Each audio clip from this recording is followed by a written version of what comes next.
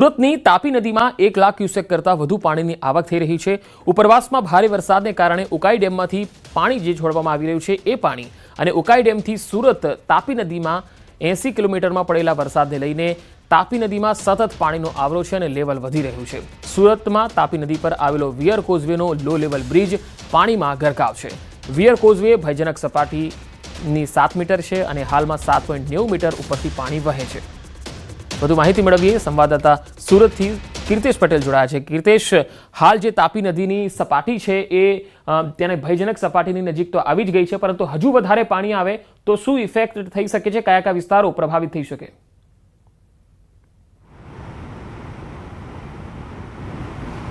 બિલકુલ જે પ્રકારે હવામાન વિભાગની આગાહી વચ્ચે વરસાદે વિરામ લીધો હોય, પણ સુરતની જીવાદોરી તાપી નદીની ઉપરવાસમાં આવેલા ઉકાઈ ડેમમાંથી સતત પાણીની આવક થઈ રહી છે, જેને લઈને પાણી છોડવામાં આવી રહ્યું છે। ખાસ કરીને ઉકાઈ ડેમથી સુરત વચ્ચેનું 80 કિલોમીટરના કેચમેન્ટમાં પડેલા વરસાદને લઈ સુરત તાપી નદીમાં 1 લાખ કરતાં વધુ પાણીની આવક આવી રહી છે, જેને લઈને રાંદેરથી કતારગામને જોડતો લો લેવલ બ્રિજ વિયરકમ કોઝવે પાણીમાં ગરકાવ થઈ ગયો છે।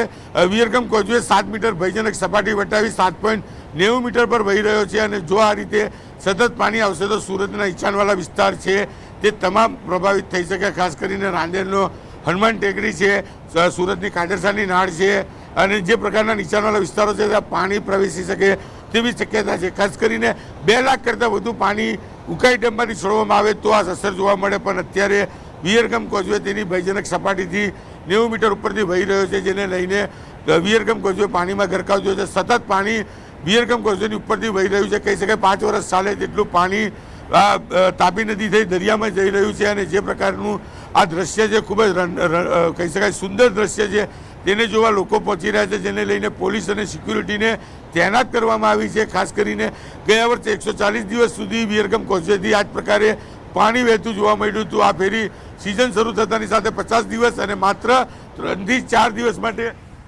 વિયરકમ કોઝવે ખુલ્લો મૂકવામાં આવ્યો તો ફરી એક વખત વિયરકમ કોઝવે પાણીમાં ગરકાવ થવા પામ્યો છે। સતત 1 લાખ કરતાં વધુ પાણીની આવક વિયરકમ કોઝવેમાં થઈ રહી છે, એટલે કે તાપી નદીમાં 1 લાખ ક્યુસેક કરતાં વધુ પાણીની આવક થઈ રહી છે, જેની સામે ઉકાઈ ડેમમાંથી માત્ર 40 થી 50 હજાર પાણી છોડવામાં આવી રહ્યું છે। એટલે કે ઉકાઈ ડેમથી સુરત વચ્ચેના 80 કિલોમીટર કેચમેન્ટ વિસ્તારમાં પડેલા વરસાદને લઈ સુરત તાપી નદીમાં સતત પાણીની આવક વધી રહી છે। જી કીર્તેશ, આભાર માહિતી આપવા માટે।